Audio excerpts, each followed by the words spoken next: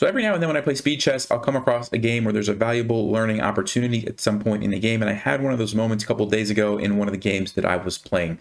So I'm going to show you this. It's an endgame lesson, king and pawn endgame. I made a pretty obvious mistake. Now I was in time trouble, but regardless, it's something that I shouldn't have done, but I did it anyway. And it's a good learning opportunity, I think, for a lot of people. So I'm going to show you this game. We're going to go very quickly through the opening and middle game. I do want to give you the context of like how we ended up in that endgame, but the point of this video is going to be king and pawn endgames and just some important concepts. So let's jump right in. All right, so I was white. We had a French. I'm not going to spend a lot of time on this. This is a line that I've been dabbling with. Castling, okay, you kind of can do this. You actually can sacrifice this pawn, which is what I did. And I think this was not the correct way to do this. Actually, if you would have taken with the queen, I'm just losing. But opponent messed up and took with the knight, which is what I was kind of thinking when I took it, which allows me to create this pin and I can win back my piece. So, okay, we take it. There's the fork. That's the whole idea behind what I was trying to do. And end up in this position, which is pretty nice for me because this is a very nice target, right? I can bring this rook over here, just line up on it. This knight is ready to go. And my pawns are pretty nicely placed. I don't really have a lot of weaknesses. So much better position for me because of that. That's what I did. Brought the knight in, brought the rook over, traded that off, and there we go. I won the pawn, okay? And so now we just get a whole bunch of trades. And I was like, at this point, I was like, okay, I have an extra pawn. I have 3 against 2. And then over here, we just have 3 and 3. So a lot of times in endgames like this, if you have an extra pawn, that's enough to win. Okay, so I knew that, and I'm like, let's just keep it simple. It's a blitz game anyway. You don't want to like leave knights around to fork you and stuff in blitz games when you're running a little bit low on time. So the easiest thing was to just play bishop b5, pin the knight, and now I can force a trade. So I thought, okay, great, everything is good. Bring the king over. Remember, in endgames, the active king is super important. His king is already pretty active, so I need to get my king active. That's what I was doing. Brought it up. And at this point, I'm like, okay, he's, you know, again, 2 pawns, and I have 3. So all I have to do is kind of start trading some of these pawns.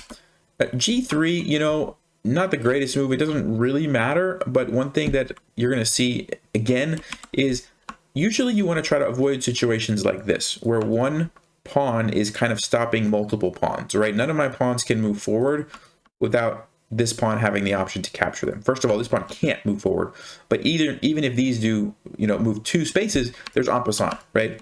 So probably an easier thing would have been to play h3 or f3 to not allow something like that, okay? But it is a speed chess game. I wasn't like thinking too much about it, and my king's right here anyway, so it's not a big deal.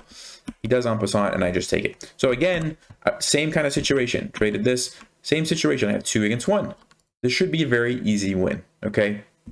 And what I had 43 seconds left at this point. What I was thinking in my mind was, what happens if I run over here with my king and take this pawn?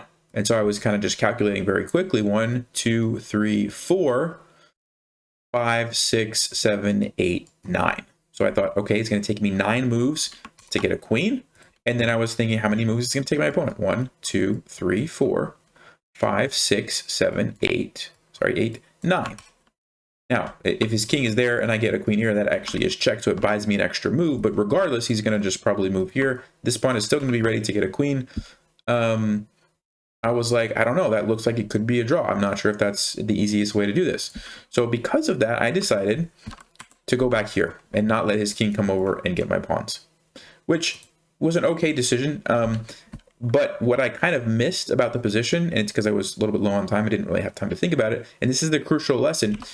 Sorry, let me back up. You don't always have to use your king when you have an extra pawn like this. You can just push your pawns forward. So for example, I could have played g4. And now, let's say he goes for this. We know it's going to take him 9 moves. What I can do, 1, 2, 3, 4, 5, 6, 7.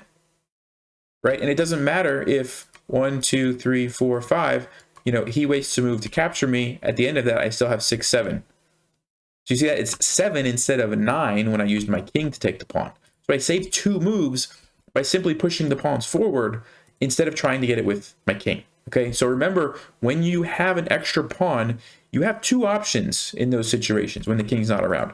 Option 1 is you can use your king to go and gobble up the pawns. But option 2 is you can also just push your pawns forward. And, you know, if you count out the tempo like I did here, or the tempi, whatever it is, you can see how it was faster to just do the pawns, right? This is just an easy win, and I'll just show you, right? Like, he takes, I go here, he takes, I go here, he takes, and look at this. I'm like 2 moves away, and this guy still has all these moves, right? So big mistake. I just didn't think about it in time, and ended up bringing my king back, and then I played this move. Now, here I was kind of getting the idea of like, okay, let me just start pushing my pawns. H4 was actually not the right way to do it because it allows black, this is what he played, H5. And this one pawn is now stopping 2 pawns. And remember I said that earlier, right? I allowed him to use one of his pawns to stop all 3 of my pawns. I'm doing the same mistake here, allowing one pawn to stop both of my pawns. All I had to do was, instead of H4, play G4. Because now that the pawn can't do that, it doesn't have the option, right? H6 doesn't do anything. I just play H4, and I'm going to play G5 and go like this. So pretty big oversight on my part. That's pretty basic stuff, to be honest with you. Now, I was a little bit low on time. Like I said, I had 30 seconds at this point, but still, that's pretty obvious. So what happened in the game, after B5, I played H4, he did play H5. And the way that I can still win is by using my king to support the pawn, play G4, still create the passed pawn, and he's still not going to have time to do this, has to bring his king over. What I played in the game, and this is what I was thinking, I'll just tell you, I played G4, really bad move, okay? But in my mind, I was thinking, he's going to take me, I'm going to push this. I understand, because of the little triangle trick, right? I understand he's going to catch my pawn. But in my mind, I was thinking, I don't really care. He's going to have to go take the pawn. I'm going to go take his pawn, and then my king's going to be closer, and I'm going to win these pawns. That's what I thought in my mind very quickly, and I just played it. Well, it turns out that that's not the case, because his king is just in time. He's just not that far away, and I never can actually get to his pawns, right? Because he goes here, blocks me out. So big mistake. Now it's just completely drawn. There's just 2 pawns, and it's, you know, we went on to get a draw. So going back to this position, the big takeaway: whenever you have a pawn and king and pawn ending where you have an extra pawn, don't just assume you have to go and take the pawn with your king. Remember, you can also just push your pawns, but you want to do it in the correct way where you don't allow them to blockade you, right? So this is the correct way. If I play H4, then you have to be prepared to use your king to help, which you might not want to do. So don't allow the 1 pawn to stop the 2 pawns. And by the way, if I flip the board, and if you are in a position like this where you are defending against an extra pawn, if your opponent gives you the option, like I did, to use one of your pawns to stop 2 of your opponent's pawns, you should do it. You should play this, and now you're much better set up to potentially get a draw. All right, so hopefully that made sense. Hopefully you can learn from my mistakes so you don't have to make those in your own games. And yeah, let me know if you have questions, comments, and stay sharp, play smart, take care.